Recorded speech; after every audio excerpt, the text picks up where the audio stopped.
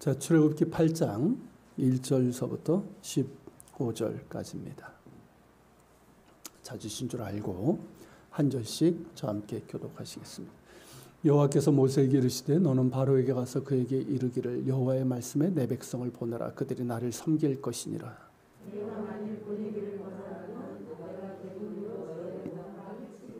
개구리가 나일강에서 무수히 생기고 올라와서 내 궁과 내 침실과 내 침상위와 내 신하의 집과 내 백성과 내 화덕과 내 떡 반죽 그릇에 들어갈 것이며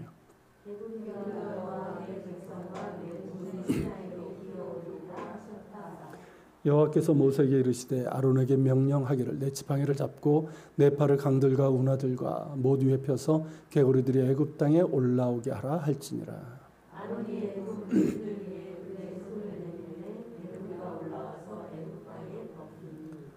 요수사들도 자기 요술대로 그와 같이 행하여 개구리가 애굽 땅에 올라오게 하였더라.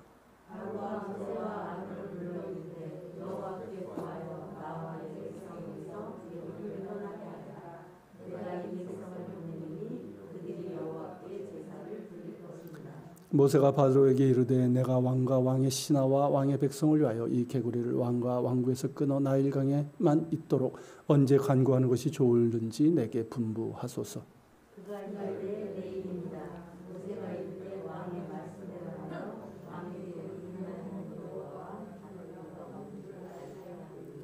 개구리가 왕과 왕군과 왕의 신하와 왕의 백성을 떠나서 나일강에만 있으리이다 하고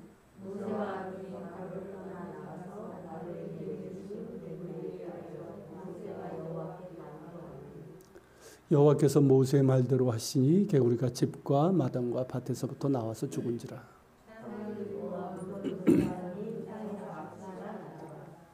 다 같이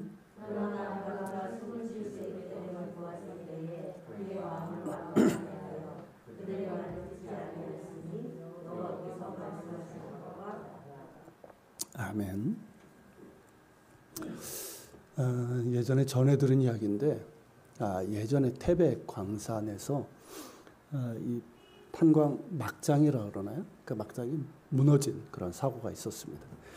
그 무너진 막장 안에는 광부 한 10여 명이 갇혀 있었고 그때 이제 대한석탄공사 사장이 직원 한 사람을 데리고 직접 들어갔어요. 특이한 경우죠. 되게 이제 다른 사람을 보냈는데. 근데 이제 갱도 안에서 이제 분출되는 유독가스 때문에 이 방독면을 쓰고 이제 들어갔는데 매몰 지점을 찾느라 정신이 없던 두 사람은 문득 방독면의 유효 시간이 몇 분밖에 남지 않았던 걸 깨닫게 됩니다. 이미 깊이 들어와서 나갈 시간도 없고 또 이제 짙은 어둠 속에서 이 가스 냄새로 인해서 죽음을 직감하면서 그 순간 자신이 얼마나 연약하고 무력한지 그냥 방독면 하나에 의지하는 그런 무력한 존재를 깨닫게 됩니다. 이 사람은 일찍 국가고시 합격을 해서 승승장구하면서 젊은 나이에 대한석탄공사 사장이 되었어요. 그래서 이제 나름대로 이 자신감, 자기가 이제 다 할 수 있다는 그런 이제 자신감이 있었는데 이 상황에서 자기가 할 수 있는 일이라고는 아무것도 없는 거예요. 얼마나 무력한지를 절감하면서 죽음의 두려움 가운데 떨어야만 했습니다. 그런데 그때 바로 함께 내려온 이 직원이 땅바닥에 무릎을 꿇더니 하나님께 살려달라고 기도를 하더랍니다. 자신은 당황스러움과 두려움 속에서 어찌할 바를 모르는데 그 직원은 간절히 간구하고 있는 거예요. 그러니까 살고 죽고를 떠나서 이 위기 상황에서 누군가에게 간구할 대상이 있다는 것. 이게 참 행복하다는 걸 그때 깨달은 거예요. 무신론자였거든요. 다행스럽게 이들은 구조가 되었습니다. 그리고 얼마 후 석탄공사 사장은 예수님을 영접하게 되었고 지금은 안양의 어느 교회 장로로 섬기고 있다고 합니다. 어려울 때 위급할 때 기도할 수 있는 대상이 있는 것. 그것도 죽은 우상이 아니라 우리의 간구를 들으시는 살아계신 하나님이 계시다는 것. 이것이 얼마나 감사하고 행복한지요. 어려울 때 기도할 수 있고 또 위로받고 응답받을 수 있는 은혜가 여러분들에게 풍성하기를 축복합니다. 오늘 본문은 하나님께서 애굽에 내리신 10가지 재앙 중에 두 번째 재앙입니다. 이스라엘 백성을 애굽에서 구출하기 위해서 하나님께서 이 모세를 바로에게 보내시죠. 하지만 바로는 이런 지하에 거절합니다. 당시 애굽은 이 중동의 최강자였습니다. 그리고 이제 애굽의 통치자 바로는 스스로를 태양신의 아들이라고 하면서 살아있는 신처럼 절대 권력을 휘두르고 있었습니다. 그런데 어느 날 갑자기 모세가 찾아와서 이스라엘 백성의 하나님이 자기 백성을 놓아주라고 한다는 겁니다. 이 말이 들어봤겠습니까? 모세가 과거 애굽의 왕자였지만 지금은 한낱 미디안의 목자일 뿐입니다. 그냥 예우를 해주는 뿐이지 아무것도 아닌 거예요. 그리고 모세가 말한 하나님은 당시 애굽 사람들의 기준으로 보면 참 희한한 신인 거예요. 애굽에는 수많은 신들이 있는데 딱 하나밖에 없는 신인데 보이지도 않아요. 어쨌든 그래봐야 히브리 노예들의 신 아닙니까? 히브리 노예들의 신이니 바로가 모세가 전한 하나님의 말씀을 가볍게 여기고 무시할 수밖에 없는 것이죠. 어디 감히 노예들의 신이 천하제일 강대국인 애굽의 왕이요 애굽의 수많은 신들 중에 우두머리 신인 태양신의 아들인 나에게 그런 요구를 하느냐는 것입니다. 모세의 말이 귀에 들어올 리가 없죠. 애들 말로에서는 절대 안 될 그런 사람이었던 거예요. 그렇게 한없이 교만하여 하나님의 말씀을 무시하고 거절한 바로를 굴복시키기 위해 하나님께서 재앙을 내리시게 됩니다. 그런데 하나님께서 내리신 재앙들 그 내용을 보면 조금 엉뚱하고 하찮은 것들입니다. 지진, 화산, 해일, 또 뭐가 있죠? 홍수, 화재, 이런 강력한 재앙이 아니라 개구리, 우박, 악성종기, 메뚜기, 흑암, 이런 것들, 몇 개, 한 두 개 정도만 빼놓고는 좀 엉뚱하고 하찮은 것들로 보입니다. 물론 우리가 그 재앙의 성격과 의미를 보면 하나님께서 왜 그런 재앙을 내리셨는지를 알게 되고 또 이게 당시 바로와 애굽 사람들은 큰 위협이 된 거예요. 그러니까 그들의 신들에게 내린 재앙과도 같은 의미를 갖고 있습니다. 하지만 우리가 보기엔 어떻습니까? 오늘날 우리가 보기엔 그렇게 보인다는 거죠. 두 번째 재앙도 그럽니다. 개구리들이 떼를 지어서 나일강에서 육지로 올라오는데 궁전, 침상, 침대 위도 올라오고 신하들의 집, 백성들의 집에도 들어가고 화덕과 이 떡반죽, 이 빵을 반죽하는 그 그릇에도 개구리들이 들어가고 온 땅을 개구리들이 덮었습니다. 심지어 사람들에게까지 기어 올라옵니다. 개구리 별로 안 좋아하시죠? 그렇죠. 이제 애굽의 요술사들도 이것을 따라합니다. 나일강 주변에는 원래 개구리들이 많았고 개구리들을 육지로 유인하는 방법이 있습니다. 그 정도는 자기들도 할 수 있다는 거죠. 그런데 문제는 해결책이 없는 거예요. 그러니까 개구리를 부를 수는 있는데 없앨 수는 없는 거죠. 그래서 결국 개구리 수만 더 많아졌어요. 가만히 있으면 괜찮은데 이 사람들 때문에 더 많아진 거예요. 그러니까 어떻습니까? 더 괴로움만 커졌지 해결은 되지 않은 거죠. 하나님이 하신 일, 사람이 해결해 본다고 하지만 해결하지 못합니다. 하나님이 묶으신 것을 어찌 사람이 풀 수 있겠습니까? 괴로움만 더할 뿐이에요. 하나님께서 하신 역사는 하나님께서 푸셔야만 합니다. 그러기에 어려움을 당할 때 우리의 태도는 겸손한 회개이고 또한 하나님 앞에 무릎을 꿇는 거예요. 당시 애굽의 바로라면 자신의 이 교만과 무능을 깨닫고 회개해야 되는 것이죠. 또한 우리가 어떤 어려움에 처했다면 마찬가지로 먼저 자신을 돌아봐야 되고 그래서 하나님 앞에 바로 서지 못한 것이 있다면 회개해야 되는 것입니다. 그리고 자신의 교만과 무능을 고백해야 되는 것이죠. 그리고 기도해야 합니다.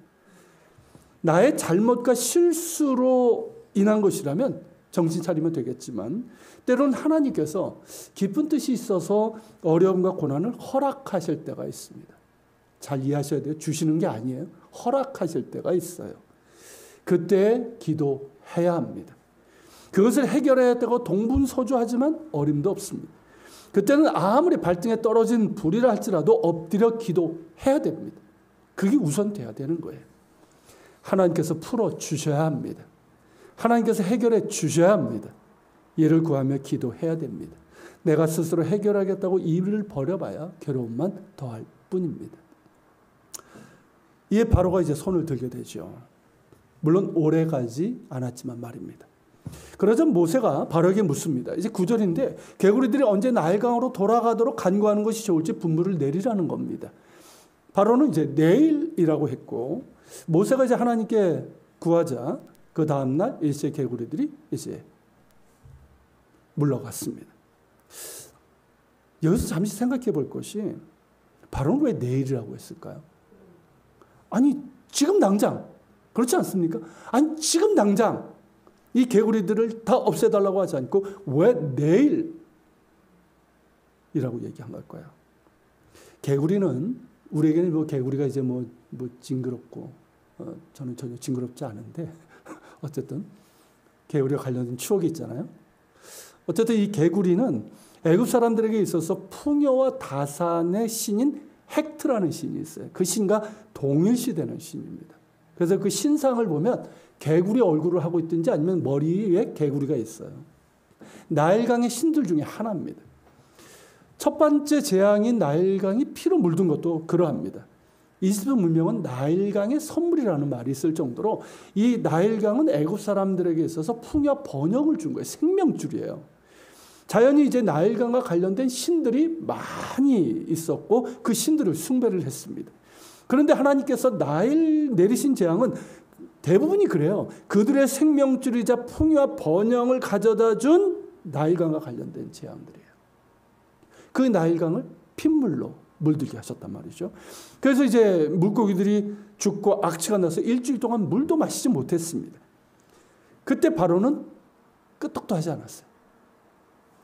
그러자 이번엔 개구리들이 육지로 기어올라와서 왕궁의 집안이고 가득한 겁니다. 나일강 신들 중에 하나이고 또 풍요와 다산의 신인 이 헥트와 그 화신인 개구리. 그래서 그전까지는요. 이 애굽 사람들은 개구리를 신성시했어요. 우리하고 달라요. 개구리 신성시하고 축복의 상징처럼 마치 인도의 힌두교인들이 그 암소인가요? 암소를 굉장히 이제 신성시하고 축복시하는 것처럼 그렇게 이제 축복의 상징처럼 받들던 개구리였단 말이죠. 그런데 이 개구리들이 어떻게 됐습니까? 이젠 골칫덩어리가 된 거예요. 괴로움이 되고 도저히 견딜 수 없어서 뭐 작은데 개구리들이 막 기어오는데 어떻게 합니까? 견딜 수 없어 바로가 손을 든 거죠.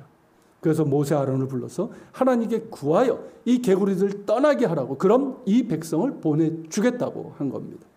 그런데 정작 언제 그러하기를 원하냐고 물으니까 내일이라고 한 거예요. 여기서 뭐가 보이십니까? 자존심이에요. 알량한 자존심. 도저히 견딜 수 없어서 불렀고 문제 해결을 요청했지만 그래도 내가 천하 제일의 애굽의 바로라는 그 알량한 자존심이 오늘이 아니라 내일이라고 한 거예요. 참으로 어리석은 자인데 의외로 이런 사람들이 많습니다.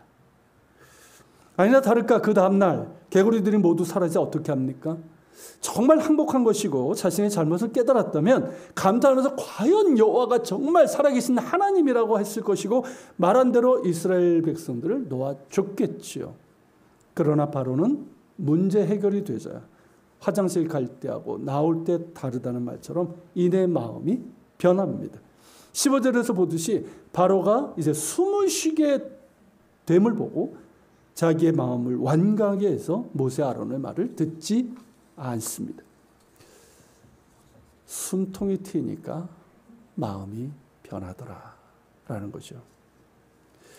위급할 때는 그렇게 죽을 것 같이 하면서 살려주면 뭐든 하겠다고 하다가 문제 해결이 되고 숨통이 트이니까 마음이 변합니다.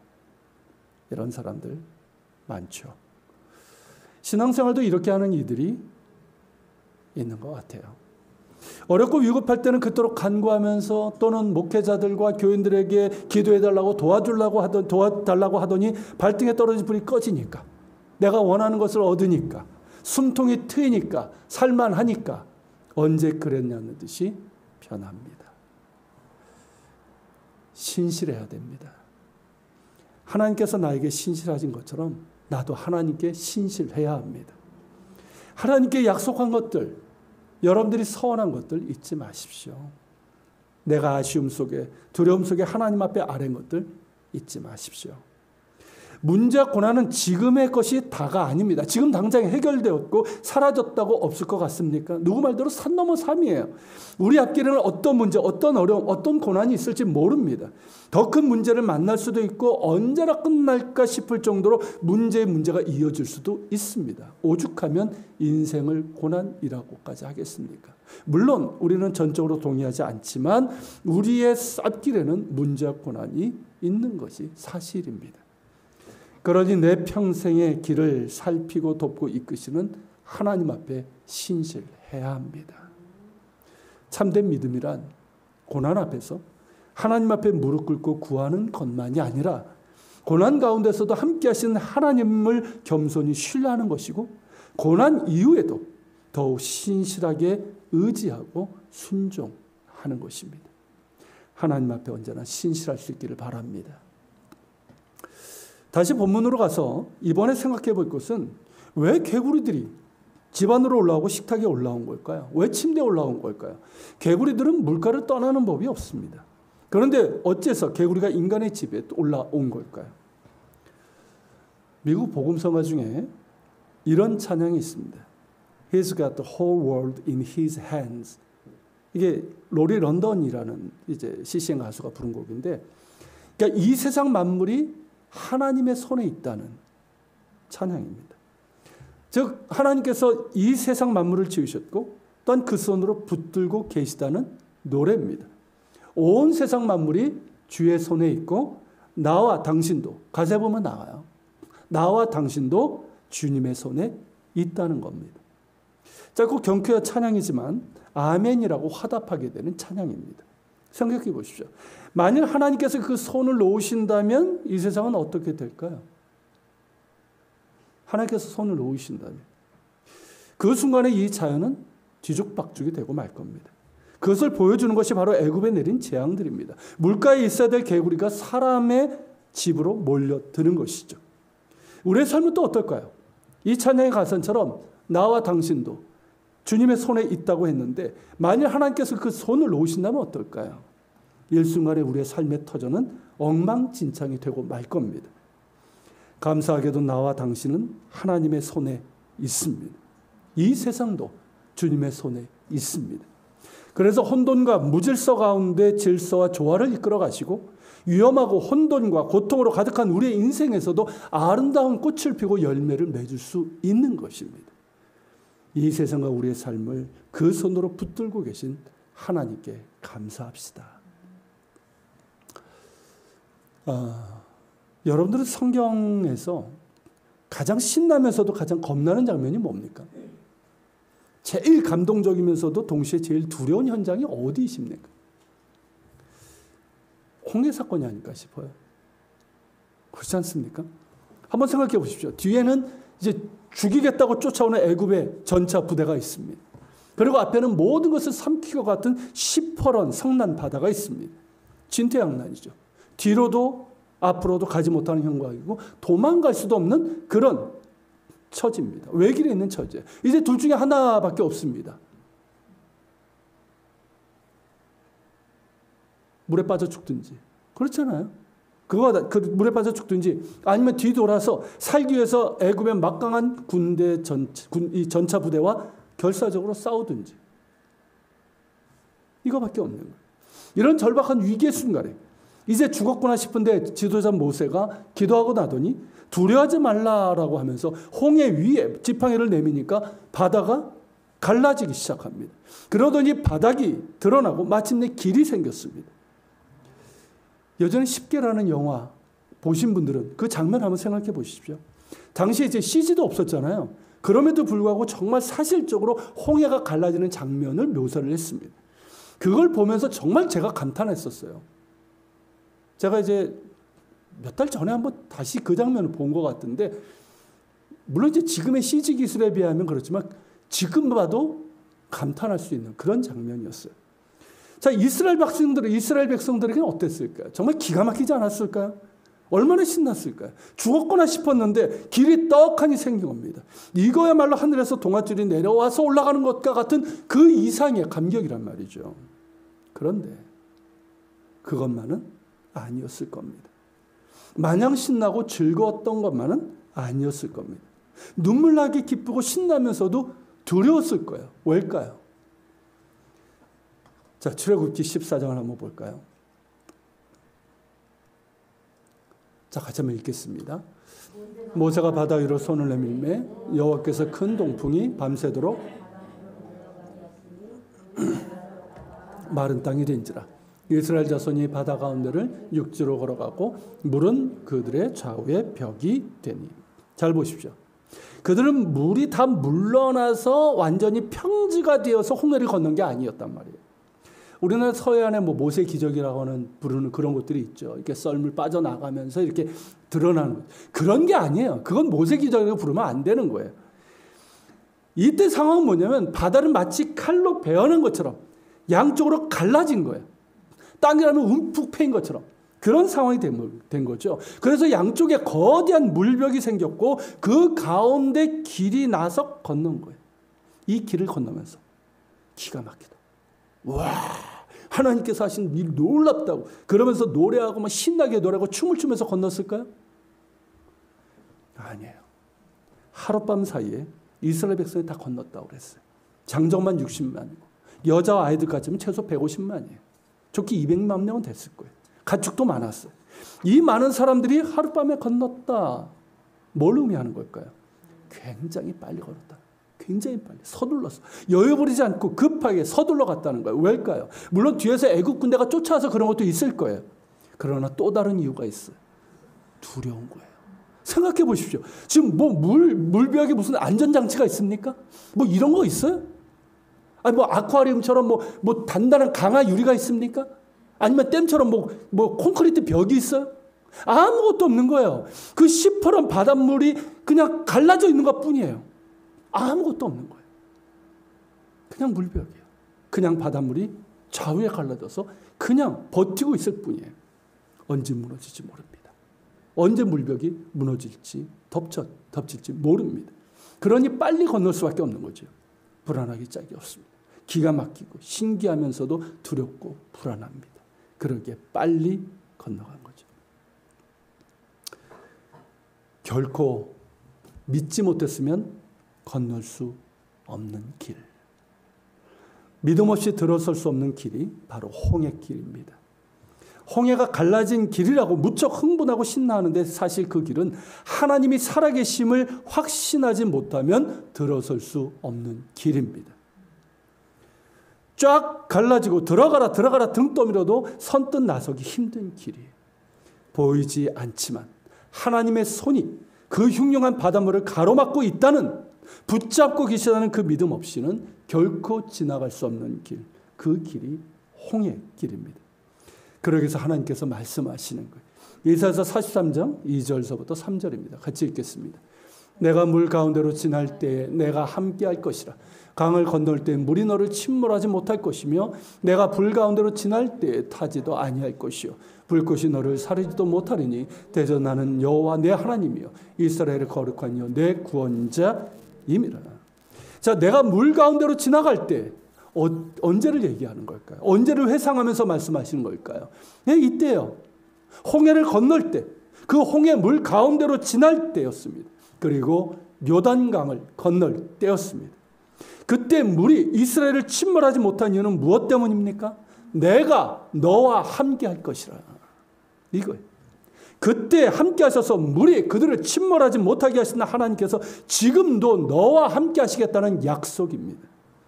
그래서 네가 물 가운데 지날 때, 내가 불 가운데로 지날 때도 그것이 너를 침몰시키지 못하고 너를 태우지 못하도록, 너를 사르지 못하도록 하시겠다는 겁니다. 대저 나는 여호와 내 하나님이요 너의 구원자임이라. 할렐루야. 하나님께서 붙드시지 않는다면 나는 단번에 무너집니다. 내 인생은 단번에 무너집니다. 어느덧 제 나이도 이제 60을 내다보는 나이가 됐는데 참 기가 막힌데, 지난 인생을 뒤돌아보면 정말 끝장났을 순간들이 여러 번 있었습니다. 그 위험하던 그때, 단번에 끝장날 수 있었던 그때 나를 붙드신 이는 하나님이십니다. 아직 저에게 사명이 있어서인지 모르지만 분명 저를 붙잡으신 이는 하나님이셨습니다. 그러게 저는 저의 가는 길에서 언제나 하나님의 손길이 있음을 굳게 믿습니다. 때로는 물 가운데 지날 수도 있을 겁니다. 불 가운데로 지날 수도 있을 겁니다. 그러나 그 모든 순간에도 하나님께서 함께 하실 것임을 믿으며 나의 구원자이심을 믿습니다. 그리고 우리가 건너야 될 마지막 물이요, 불. 곧 죽음의 순간에도 하나님은 나와 함께 하시며 나를 죽음에서 생명으로 이끄심을 믿습니다. 그렇게 이스라엘 백성은 놀라운 하나님의 권능으로 홍해를 걸어서 건넜고 그 후에 마라의 쓴물이 단물로 변하는 놀라운 경험을 했습니다. 그뿐입니까? 엘림의 오아시스를 경험했고 무리바 그 반석에서 물을 마시게 되는 기가 막힌 경험도 했습니다. 그런데 그 직후 출애굽기 17장에 보면 갑자기 아말렉 족속이 쳐들어오는 장면이 있습니다. 이 사건은 그야말로 생각지 못한 갑작스러운 일이었습니다. 예고도 없었습니다. 아직까지 아말렉과 원수지간도 아니었습니다. 그런데 아말렉이 쳐들어왔습니다. 왜 그랬을까요? 뭔가 중요한 메시지가 있는 건 아닐까요? 이때까지 이스라엘 백성들의 걱정거리는 뭐였을까요? 뭘 먹지? 뭘 마시지? 특별히 이 마시는 문제, 광야니까. 어떻게 살지? 온통 먹고 사는 문제였습니다. 그런데 이들은 지금까지 뭘 경험했습니까? 그들을 돌보시고 함께 하신 하나님의 손길을 경험했단 말이죠. 홍해를 건너는 그 엄청난 경험을 했단 말이죠. 그리고 광야길을 가면서 거듭해서 하나님의 돌보시고 함께 하시는 은혜의 손길을 경험을 했습니다. 그럼에도 그들은 조금만 먹을 것이 없고 마실 것이 없으면 불평불만을 쏟아냈습니다. 심지어 왜 우리를 애굽에서 구해내서 이 고생을 시키냐 하면서 하나님을 원망하기까지 했습니다. 그런 가운데 아말렉 족속의 공격을 받은 겁니다. 마치 하나님께서 보다 못해 그들에게 진실을 가르쳐 주셔서 잠시 그들을 지키던 손길을 거두신 것처럼 말입니다. 이스라엘 백성은 아말렉과 같은 광야 족속들에게는 밥이었습니다. 노예지만 이들이 살았던 곳은 물과 식량이 넉넉한 나일 삼각주입니다. 이들이 광야에 대해서 뭘 알겠습니까? 게다가 노예로 살았으니까 싸울 줄을 합니까? 조직적으로 방어할 줄을 알겠습니까? 그런데 애굽에서 나올 때 제법 많은 걸 챙겨가 나왔단 말이죠. 그러니 어떻습니까? 식은 죽 먹기죠. 이건 횡재거리예요. 이게 웬 떡인가 싶었을 겁니다. 그런데 지금까지 치질 못했어요. 왜일까요? 뭔가 보이지 않는 손이 막고 있는 것 같은 거란 말이죠. 눈에 보이지 않는 무언가, 이 보호막이 있는 것 같은 거예요. 그래서 치지 못했는데 이번엔 느껴지질 않습니다. 곧바로 공격을 해서 기회인데 그것이 이스라엘에게는 생존의 위기가 됩니다. 먹고 사는 문제가 아니라 무엇을 먹을까 마실까의 문제가 아니라 지금 사느냐 죽느냐의 위기가 온 거예요. 여러분 이 사건에서 무엇을 말씀하고 있는 것 같습니까? 저도 예전에 그냥 아말렉의 공격, 아말렉의 악행만을 보았는데 말씀을 준비하면서 여기에 뭔가 메시지가 있는 것 같아요. 뭘 말씀하시는 것 같습니까? 이스라엘 백성도 그렇고 우리도 무엇을 먹을까 마실까 입을까의 문제에서 좀처럼 벗어나질 못합니다. 그래서 부족하고 없으면 불평하고 염려하고 혹은 거기에 몰두해서 중요한 것을 보질 못합니다. 대놓고는 못하지만 은근히 하나님께 불평하고 심지어 원망하기도 합니다. 맞죠? 그런데 아십니까? 그것조차도 하나님께서 우리를 붙들고 계시기에 할 수 있는 거예요. 하나님께서 우리의 생명을 붙들고 계시고 우리의 삶의 지경을 붙들고 계시기에 그나마 무엇을 먹을까 마실까 입을까 하며 투덜대고 불평할 수 있는 거예요. 무엇을 먹을까 입을까 마실까의 문제에서 눈을 돌려 하나님을 바라봅시다. 장사가 안 되니 먹고 살기 힘드냐는 한숨과 불평에서 눈을 들어 내 삶을 붙들고 계시는 하나님을 바라봅시다. 이것이 더 큰 거예요. 무엇을 먹을까 마실까 입을까의 문제보다 하나님께서 나의 생명과 나의 삶을 붙들고 계시다는 이것이 더욱더 크고 중요합니다. 그 하나님을 믿고 신뢰하는 것, 내 삶의 주인 되시고 내 삶을 붙들고 계시는 하나님을 믿고 신뢰하는 이것이 더 크고 중요합니다. 그 믿음에서, 그 신뢰에서 먼저 하나님의 나라와 의를 구하는 삶이 가능한 겁니다. 그런 면에서 아말렉 족속의 침략은 이스라엘이 하나님을 보게 하는 역할을 했습니다. 그리고 아말렉을 물리친 것도 그러합니다. 그저 먹고 사는 문제에서 벗어나 나를 붙들고 계시는 하나님을 바라보며 믿고 의지할 것을 요구하시는 거예요. 자, 어떻게 아말렉 족속을 물리쳤습니까? 장정들이 나가서 여호수아가 인솔해서 그렇게 싸우긴 했지만 이들이 애굽의 노예들이 그때는 싸우면 얼마나 싸웠겠어요. 그런데 이상하게도 모세가 산 위에서 두 팔을 들고 있으면 이겼고 두 팔을 내리면 졌단 말이죠. 두 팔을 든다 무슨 의미일까요? 이게 유대인들의 어떤 그 관습에서는 하나님께 뭔가 간절한 기도를 할 때 혹은 찬양할 때 이렇게 두 손을 들고 기도를 합니다. 그런데 여러분, 일반적인 의미에서는 두 손을 든다는 건 뭡니까? 항복이에요, 항복. 자, 누구에게 항복? 하나님께. 맞아요. 기도보다는 항복의 의미를 두고 여러분 한번 보십시오. 두 손을 하나님께 들었습니다. 하나님께 항복했어요. 그랬더니 사람에게 이겼습니다. 두 손을 내렸어요. 하나님을 향해서 손을 내리니 사람이 이기더라는 거예요. 기도는 항복입니다. 이해가 되십니까? 기도는 항복이에요. 예수 믿는 게 뭡니까, 여러분? 정말 내가 예수님을 주님으로 영접한다는 게 뭐예요? 항복선언 아니에요? 이제 더 이상 내가 주인이 아니라 주님이 내 삶의 주인이라는 고백 아닙니까? 나는 죽고 예수로 산다는 게 뭐예요? 결국 주님께 항복한다는 거 아니에요? 이게 예수 믿는 거란 말이에요. 기도도 마찬가지예요. 우리의 어떤 문제를 가지고 하나님께 나아가지만 결국 뭡니까? 하나님, 제 힘으로는 할 수 없습니다 하는 것 아닙니까? 하나님께서 하실 수 있습니다. 하나님께서 이 문제를 다스려 달라는 것 아니에요? 맞죠? 기도는 항복이에요. 그렇게 하나님을 향해서 두 손을 두고 항복하고 전적으로 하나님을 의지하고 도우심을 구하는 게 기도죠. 그렇게 두 손을 들고 하나님께 항복하며 기도하면 사람에게 이기고 세상에 대해 이기는 겁니다. 내 삶을 붙드시는 하나님을 바라보며 하나님을 믿고 신뢰하며 구할 때 이기게 되는 거예요. 하나님께서 친히 그 능력으로, 내가 힘이 있어서가 아니라 하나님이 친히 그 능력으로 이기게 하시는 거예요. 하나님이 친히 이기게 하신다. 그게 뭡니까? 그게 이스라엘이에요. 바로 그걸 가르쳐 주시고 보여주신 것입니다. 사랑하는 여러분, 하나님께 항복합시다.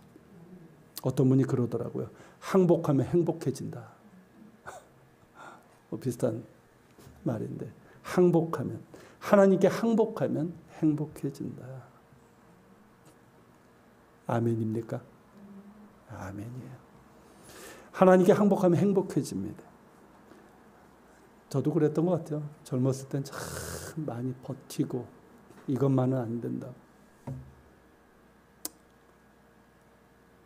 하나님께서 저를 만들어 가신 거, 우리를 만들어 가신 과정은 힘을 빼게 하시는 과정인 것 같아요.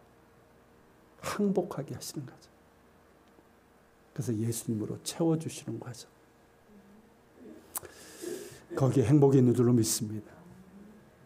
하나님께 항복한다는 것은 전적으로 하나님을 의지하는 거예요. 하나님께서 내 삶을 붙들고 계심을 믿고 하나님을 신뢰하며 산다는 거예요. 눈에 보이지 않으시지만 하나님께서 나를 붙들고 계시기에, 내 삶을 붙들고 계시기에 이 사망의 음침한 골짜기를 다니는 것 같은 그런 상황에서도 나는 살아갈 수가 있는 거예요. 부족함 없이. 여호와는 나의 목자시니 내게 부족함이 없으리로다. 다윗처럼 살아갈 수 있는 거죠. 우리에게 이 믿음이 없다면, 이 믿음의 눈길이 없다면 우리는 무너질 수밖에 없습니다. 눈앞에 펼쳐지는 것들에서 우리는 요동칠 수밖에 없고 평안을 모를 것이고 또 기다릴 줄도 모를 거예요. 불안과 초조함 속에서 우리는 그렇게 스스로 무너지고 말 것입니다. 그러나 우리에게는 이 믿음이 있습니다. 할렐루야. 하나님께서 나를 붙들고 계십니다. 하나님께서 내 삶의 반경을 지키고 계십니다. 성경에 그 말씀이 있잖아요. 주께서 줄로 내 삶의 지경을 두르고 계시다. 이것이 우리의 믿음입니다. 하나님께서 그것을 놓는 순간 내 인생은 무너지겠지만 그러나 하나님은 여전히 내 인생, 내 삶의 지경을 붙들고 계십니다. 나를 헤아려 가는 모든 악한 세력으로부터 나를 지키고 계십니다. 하나님의 말씀입니다. 같이 읽겠습니다. 이사야서 말씀이에요. 두려워하지 말라. 내가 너와 함께 함이니라. 놀라지 말라. 나는 내 하나님이 됨이니라. 내가 너를 굳세게 하리라. 참으로 너를 도와주리라. 참으로 나의 의로운 오른손으로 너를 붙들리라. 하나님께서 우리에게 말씀하십니다. 두려워하지 말라고, 놀라지 말라고. 왜요? 내가 너와 함께 하기에, 나는 너의 하나님이기에. 여러분 이 말씀 꼭 기억할 수 있길 바랍니다. 우리가 두려워하지 않고 놀라지 않는 것, 이거는 마인드 컨트롤이 아니에요. 하나님이 나의 하나님이시기 때문에 그분이 나와 함께 하시기에 우리는 두려움 이겨낼 수 있는 거예요. 이는 우리로 하여금 하나님을 보라 하시는 말씀이기도 합니다. 당장 눈앞에 보이는 것들, 무엇을 먹을까 마실까 입을까의 문제에 마음이 뺏겨서 거기에 매몰되지 말고 눈을 들어 하나님을 바라보라는 거예요. 지금 내가 처한 환경과 상황들, 내게 닥친 고난과 어려움 가운데서 낙심하고 불평하고 원망하지 말고 그 눈을 들어서 하나님을 바라보라는 거예요. 눈을 들어 믿음으로 나와 함께 하시는 하나님, 나의 하나님이 되시는 하나님을 바라보라는 말씀입니다. 내 삶의 주인 되시고 내 삶을 붙들고 계시는 하나님이십니다. 그 오른손으로 내 삶을 붙들고 계신 하나님이십니다. 그 하나님을 견고한 믿음으로 바라보고 의지하고 신뢰하며 또한 순종하며 따르는 자들이 되라는 것입니다. 하나님께서 붙들어 주셔야만 합니다. 우리의 삶도, 우리의 가정도, 또 교회도, 또 이 나라도, 이 나라 형편도 아시지 않습니까? 하나님께서 붙들어 주셔야만 됩니다. 그래야 삽니다. 하나님을 바라봅시다. 더욱 견고한 믿음으로 바라봅시다. 하나님을 바라보고 의지하는 자에게 하나님께서 평강에 평강을 더해 주신다고 그랬어요. 더욱 굳세게 하시고 그 의로운 오른손으로 붙들어 주실 것입니다. 같이 기도합시다. 오늘 말씀을 기억하면서 같이 기도합시다. 하나님, 참 이스라엘 백성과 너무나도 닮은 저희들입니다. 아말렉 족속과의 싸움을 통해서 하나님을 바라보라 하시는 주의 음성을 듣게 하여 주소서. 무수히 거듭해서 말씀하시는 나는 너의 하나님이라. 내가 너와 함께하리라.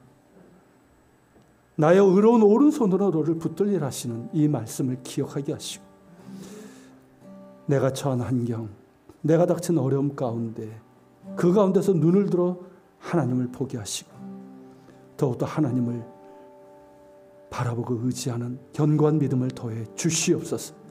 우리 같이 기도하며 주님 앞에 나아갑시다. 사랑을 주시고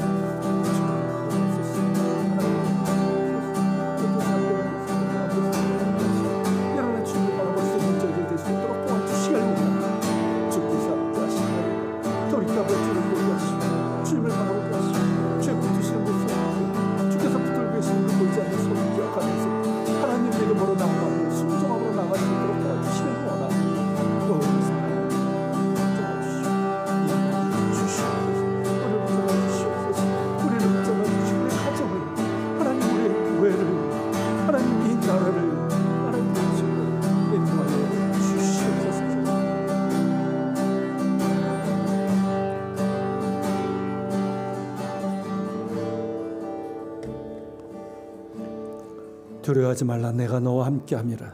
놀라지 말라. 나는 내 하나님이 됨이라. 내가 너를 굳세게 하리라. 참으로 너를 도와주리라.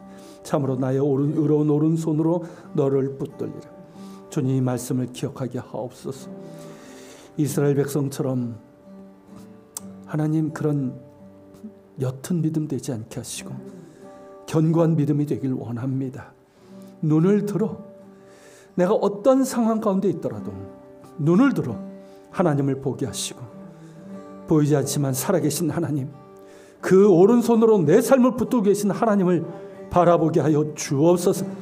그래서 하나님 주님을 의지하고 신뢰하며 믿음으로 따르게 하시고 또한 순종하며 따르는 저희들 되게 하여 주시옵소서. 하나님께서 붙들어 주셔야 삽니다. 우리의 삶도, 우리의 가정도, 우리의 교회도, 그리고 이 나라도 하나님 붙들어 주시옵소서. 이 시간 하나님 또 예물을 주께 드립니다. 11조를 드렸습니다. 감사의 예물을 드렸습니다. 주일의 예물, 선교의 예물을 드렸습니다. 주님 흠양하여 주시고 이 예물에 담겨져 있는 우리의 마음, 우리의 간구, 우리의 소망을 헤아려 주시고 크신 은혜로 채워 주시옵소서. 이것이 쓰여지는 것마다 주의 영광이 나타나길 원합니다. 이제는 우리 주 예수 그리스도의 은혜와 아버지 하나님의 그 크신 사랑과 성령님의 감화감동 교통 역사하심이 눈에 보이지 않지만 살아계신 하나님, 그 의로운 오른손으로 붙들고 계신 하나님을 바라보며 믿고 신뢰하며 또한 순종으로 따르길 원하는 우리 모든 지체들 머리 위에, 우리 예한교회와 이 땅에 있는 교회들, 조국 대한민국과 북한 땅 이스라엘과 우크라이나 위에 세계 곳곳에서 복음을 전하는 선교사들과 박해적에 있는 그리스도인들 머리 위에 함께 하시기를 간절히 축원하옵나이다.